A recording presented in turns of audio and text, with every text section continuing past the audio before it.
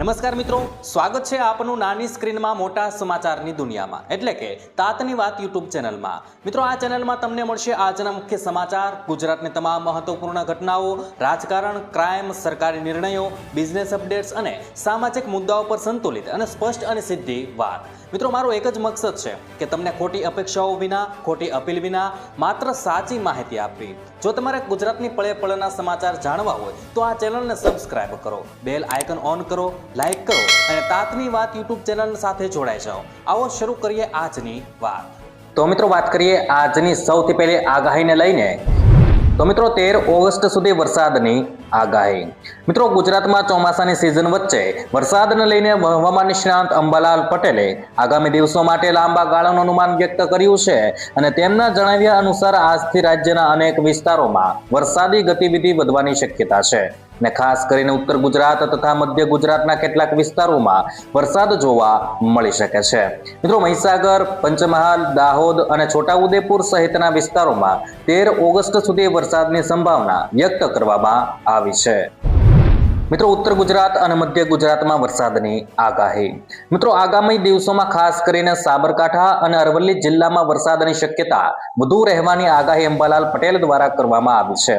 આ વિસ્તારોમાં વરસાદની તીવ્રતા સ્થાનિક હવામાન પરિસ્થિતિ પ્રમાણે અલગ અલગ રહી શકે છે અને ઉત્તર ગુજરાતના બનાસકાંઠા અને પાટણના કેટલાક વિસ્તારોમાં પણ વરસાદી ઝાપટા જોવા મળી શકે છે।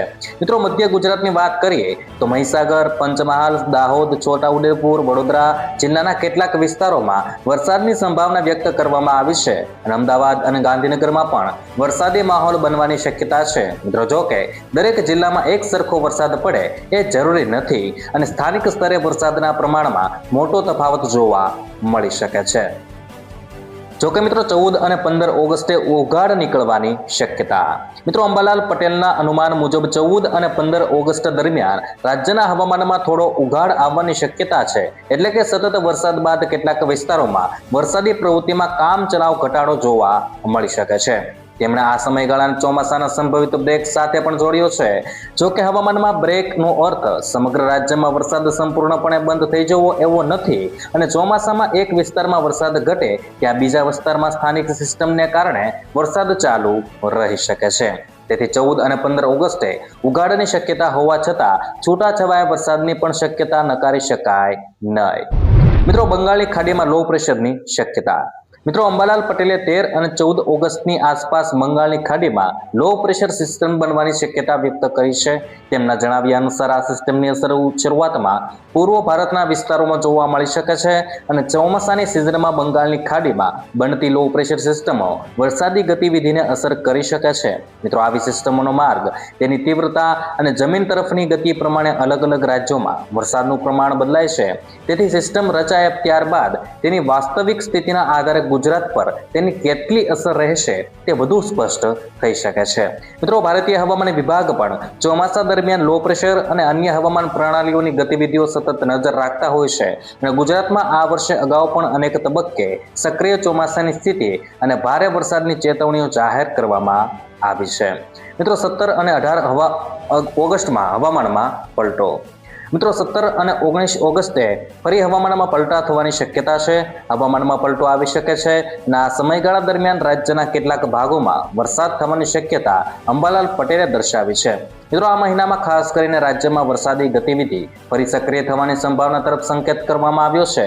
જોકે કયા જિલ્લામાં કેટલો વરસાદ થશે અને વરસાદની તીવ્રતા કેટલી રહેશે તે અંગે વધુ ચોક્કસ ચિત્ર હવામાન પ્રણાલીઓની આગામી સ્થિતિ પરથી મળી શકે છે। મિત્રો, લાંબા ગાળાની આગાહીઓમાં સ્થાનિક સ્તરે ફેરફાર થતો હોવાથી નાગરિકોએ સમયાંતરે સત્તાવાર હવામાન ચેતવણીઓ પર નજર રાખવી જરૂરી છે। અને મિત્રો, 31 ઓગસ્ટમાં કેવો વરસાદ પડશે તેના વિશે વાત કરીએ તો મિત્રો, 31 ઓગસ્ટના રોજ અંબાલાલ પટેલે આસપાસ પણ વરસાદની સંભાવના વ્યક્ત કરી છે અને તેને પૂર્વ ફાલ્ગુની નક્ષત્ર સાથે જોડીને વરસાદ થવાની શક્યતા જણાવી છે અને તેમણે આ સમયગાળાના વરસાદના પાણીને ખેતી માટે સારું ન ગણાતું હોવાના પણ ઉલ્લેખ કર્યો છે। જોકે નક્ષત્રના આધારે વરસાદની ગુણવત્તા અથવા ખેતી પર અસર અંગેના આવા દાવાઓને વૈજ્ઞાનિક હવામાન પછીની હવામાન પરિસ્થિતિ જેવા કે અન્ય પરિબળો આગાહી પરથી અલગ રીતે જોવાની જરૂર છે. વરસાદ ખેતી માટે કેટલો લાભદાયક રહેશે તે વરસાદનું પ્રમાણ, સમય, જમીનની ભેજ, પાકની સ્થિતિ અને વરસાદ પર આધારિત હોય છે. સપ્ટેમ્બર મહિનાને લઈને પણ અંબાલાલ પટેલે વરસાદની શક્યતા વ્યક્ત કરી છે. તેમના જણાવ્યા મુજબ સપ્ટેમ્બરમાં રાજ્યના કેટલાક વિસ્તારોમાં ભારે વરસાદની સ્થિતિ પણ બની શકે છે અને તેમણે 2 અને 7 સપ્ટેમ્બરની આસપાસ હવામાનમાં પલટો આવવાની શક્યતા દર્શાવી છે. જોકે મિત્રો અંબાલાલ પટેલે જણાવ્યું છે કે આગામી દિવસોમાં વરસાદના અનેક તબક્કા જોવા મળી શકે છે. ખાસ કરીને ઉત્તર ગુજરાતના સાબરકાંઠા, અરવલ્લી, બનાસકાંઠા, મધ્ય ગુજરાતના મહીસાગર, પંચમહાલ, દાહોદ, છોટાઉદેપુર અને વડોદરા તેમજ અમદાવાદ અને ગાંધીનગર, જ્યારે મિત્રો દક્ષિણ સૌરાષ્ટ્રના કેટલાક વિસ્તારોમાં વરસાદની સંભાવના વ્યક્ત કરવામાં આવી છે. 14 અને 15 ઓગસ્ટે સંભવિત ઉઘાડ બાદ ફરી વરસાદી ગતિવિધિ વધવાની શક્યતા અને સપ્ટેમ્બરમાં પણ વરસાદ ચાલુ રહેવાનો તેમનો અંદાજ છે. અને જોકે અંબાલાલ પટેલનું લાંબા ગાળાનું અનુમાન છે, તેથી ચોક્કસ દિવસ અને જિલ્લામાં વરસાદની તીવ્રતા માટે હવામાન વિભાગની તાજી ચેતવણીને જ અંતિમ આધાર માનવી જરૂરી રહેશે. ત્યારબાદ મિત્રો મહત્વના સમાચાર વિશે આગળ વાત કરીએ તો એક સાથે 4 તાર સિસ્ટમ સક્રિય. મિત્રો ગુજરાતમાં આગામી 7 દિવસ દરમિયાન વરસાદની આગાહી કરવામાં આવી છે. રાજ્યમાં હાલ low pressure, monsoon trough, western disturbance અને સાયક્લોનિક સર્ક્યુલેશનની સહિત હવામાનની 4 સિસ્ટમ સક્રિય છે, જેના કારણે વિવિધ વિસ્તારોમાં વરસાદની શક્યતા છે. મિત્રો હવામાન વિભાગે 11 ઓગસ્ટના રોજ પંચમહાલ, દાહોદ, છોટાઉદેપુર અને અરવલ્લી જિલ્લામાં ભારે વરસાદની આગાહી કરી છે અને આ વિસ્તારોમાં ગાજવીજ સાથે વરસાદ પડી શકે છે. ત્યારબાદ મિત્રો મહત્વના સમાચાર વિશે આગળ વાત કરીએ તો આ અઠવાડિયે 3 દિવસ બેંકો રહેશે બંધ. મિત્રો જો તમે આ અઠવાડિયે બેંકોમાં કોઈ કામ માટે જવાના હો તો રજાની યાદી જાણી લેવી જરૂરી છે. 10 થી 16 ઓગસ્ટ 2026 દરમિયાન દેશના વિવિધ વિસ્તારોમાં કુલ બેંકો 3 દિવસ બંધ રહેવાની છે. 13 ઓગસ્ટના રોજ એટલે કે ગુરુવારે દેશભક્તિ દિવસ નિમિત્તે મણિપુરમાં બેંકો બંધ રહેશે. ત્યારે મિત્રો 15 ઓગસ્ટને શનિવારના રોજ સ્વતંત્રતા દિવસની રાષ્ટ્રીય રજા હોવાથી દેશભરમાં બેંકો બંધ રહેવાની છે અને 16 ઓગસ્ટ દરમિયાન રવિવાર હોવાથી સાપ્તાહિક રજાના કારણે સમગ્ર દેશમાં બેંકો બંધ રહે. ત્યારબાદ મિત્રો મહત્વના સમાચાર વિશે આગળ વાત કરીએ તો આ માહિતી ખાસ જાણી લેજો. મિત્રો આયુષ્યમાન ભારત પ્રધાનમંત્રી જન આરોગ્ય યોજના એટલે કે PMJE હેઠળ સારવાર કરાવતા લાભાર્થીઓ માટે મહત્વપૂર્ણ અપડેટ સામે આવ્યું છે. કેન્દ્ર સરકારે યોજનામાં ગેરરીતિ, છેતરપિંડી અને નિયમોના ઉલ્લંઘન સામે કડક કાર્યવાહી કરી છે. 24 માર્ચ 2026માં રાજ્યસભામાં રજૂ કરવામાં આવેલા કેન્દ્રીય આરોગ્ય મંત્રાલયના સત્તાવાર જવાબ મુજબ 10 માર્ચ 2026 સુધીમાં 2021 હોસ્પિટલને આયુષ્યમાન ભારત યોજનાના પેનલમાંથી ડીએમ્પેનેબલ કરવામાં આવી છે. જ્યારે ગેરરીતિ સાથે સંકળાયેલા એન્ફ્લેટ હોસ્પિટલ સામે કુલ 263.72 કરોડનો દંડ ફટકારવામાં આવ્યો છે. ત્યારબાદ મિત્રો મહત્વના સમાચાર વિશે આગળ વાત કરીએ તો સોના ચાંદીના ભાવમાં ઉછાળો. મિત્રો સોના ચાંદીના ભાવમાં વધારો જોવા મળ્યો છે.